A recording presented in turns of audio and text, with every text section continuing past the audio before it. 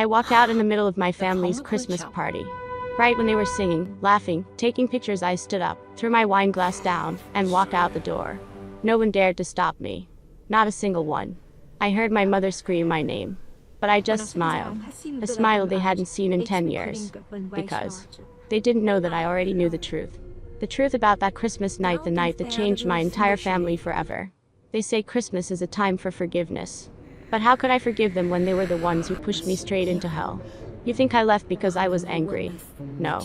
I left because if I stayed even one more minute, someone in that house might not have made it out alive. I didn't want to do it. But they forced me. They made me remember every word, every glance, every lie they thought I'd never discover. Tonight, I didn't just walk away from a Christmas party. I walked away from my family. And this time, I'm never coming back. Do you want to know what they did that made me disappear from their lives forever?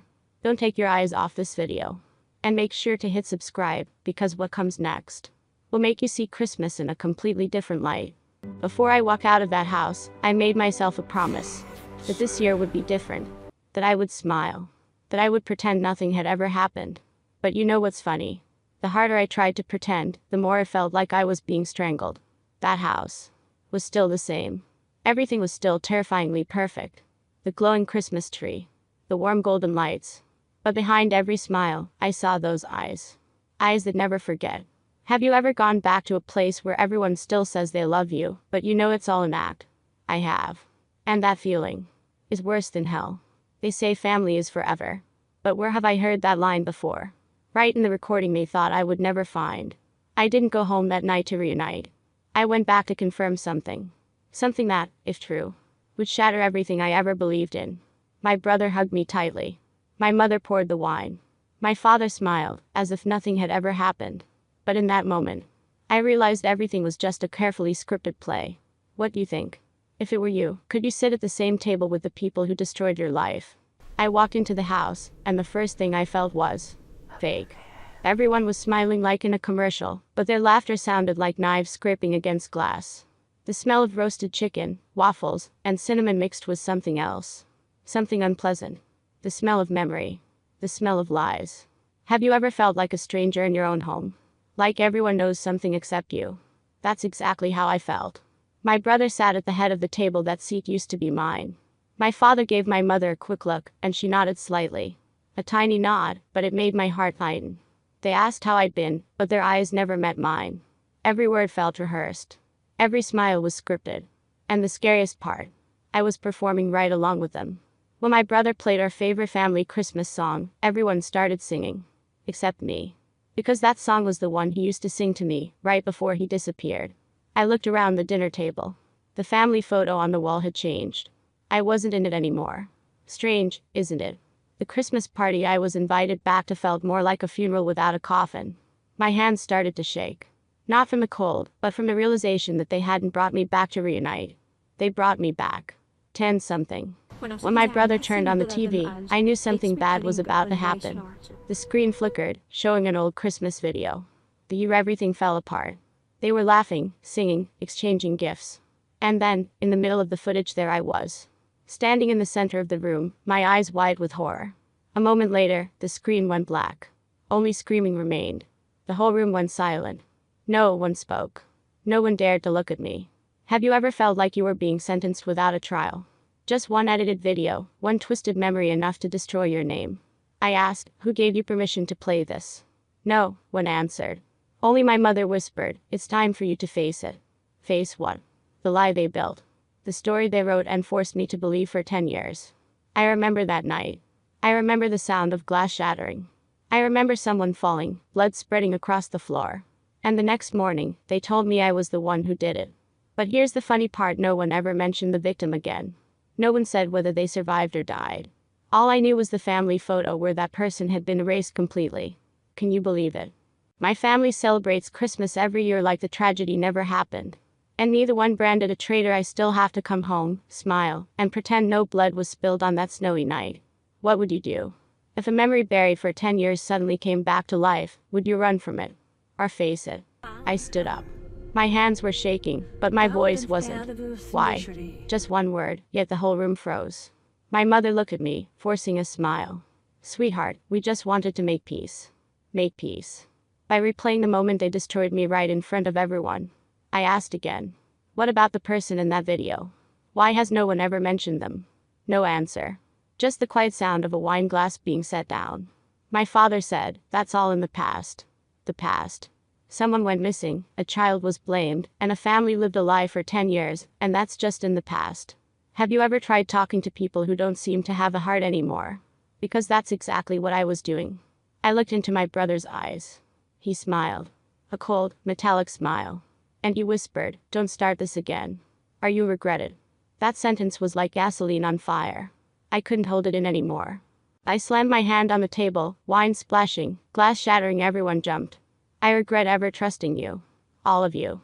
No one spoke. My mother started crying. My father looked away. And my brother was still smiling. Then I understood. They weren't afraid of the truth. They were afraid of me telling it. Have you ever been in a room full of family but felt like a stranger? I was there. And I knew if I stayed 1 minute longer, they'd bury me with that memory. So what would you do? Stay silent and swallow your tears? Or say everything even if it means burning Christmas to the ground? I used to think I was the one who did wrong. I spent 10 years drowning in guilt, self-blame, and fear. But it all came crashing down. Because of one email. Can you believe that? A single old email sent to the wrong person changed everything. I found it by accident, on my father's old laptop, when he asked me to help reset it. The subject line read, erase all evidence from that night. Sent just 1 day after the incident. I opened it, and my heart nearly stopped. Inside, they discussed how to destroy the original security footage. And guess what? The person who got hurt that night didn't die. He was taken to the hospital in secret. And then disappeared from the city. My father was the one who arranged it all. To protect my brother. You heard that right. For a whole decade, I carried the blame for something I didn't do while the real culprit was the very person I trusted most. I'll never forget the last line of that email. Keep quiet. Don't let the girl find out. The girl. That was me. Can you imagine it? My entire youth stolen, just so they could protect the perfect son of the family. Every ounce of pain, every whisper, every disgusted look was the price I paid for someone else's sin. I printed that email, held it tight, and walked straight into the Christmas party. When they said, please forgive us, I just smiled.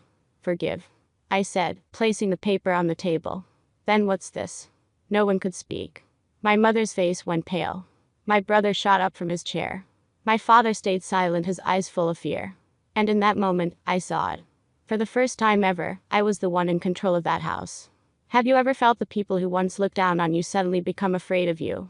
That feeling is sweeter than any Christmas gift. But deep down, I knew that night was just the beginning. Because after that, things got far worse than I ever imagined.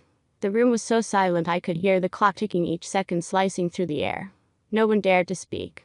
The printed email lay on the table, surrounded by wine glasses and red candles. I looked around. The faces that once terrified me were now nothing but cracked masks. My father hung his head. My mother wept. My brother's fists were clenched so tight the veins on his neck bulged. There was nothing left to say. I stood up. The chair toppled over behind me, the sound sharp as a gunshot. I've had enough. I looked each of them in the eye. This Christmas, you can sing, you can pray, you can pretend everything's fine. But I'm done playing my part in your little script. My mother rushed to me, grabbed my hand. Through tears, she whispered, everything I did was to protect this family. I smiled. And you protected me. Have you ever forgiven someone just because they're family even when they destroyed you? I did.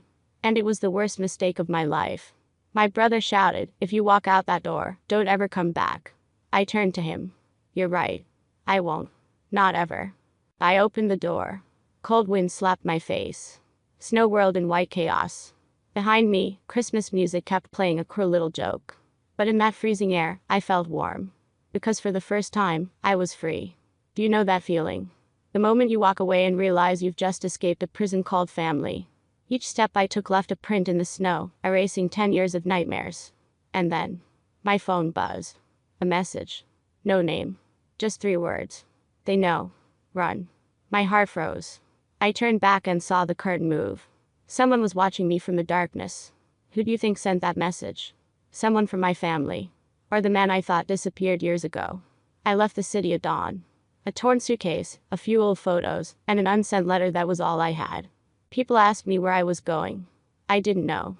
I only knew I couldn't stay in a place where everything was built on lies. On the bus, I sat next to an old woman. She looked at me, smiled faintly, and said, "No one ever really leaves, dear. They're just running toward their own truth." I stayed silent, but my heart raced. Her words felt like a prophecy. Was I running away? Or finally finding myself?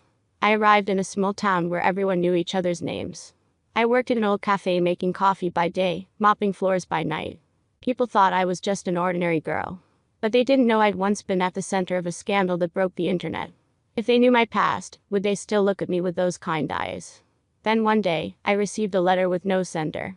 Inside was a photo. Me standing in the middle of that party. But behind me was him. The man I thought had disappeared forever. My hands trembled. How could it be? Was he still watching me? From that night on, I began hearing knocks on my door. 3 knocks.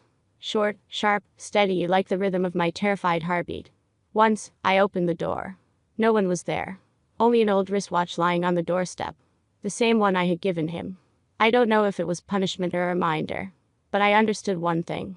The past never truly disappears. It just waits for the right moment to return when you think you've finally forgotten it.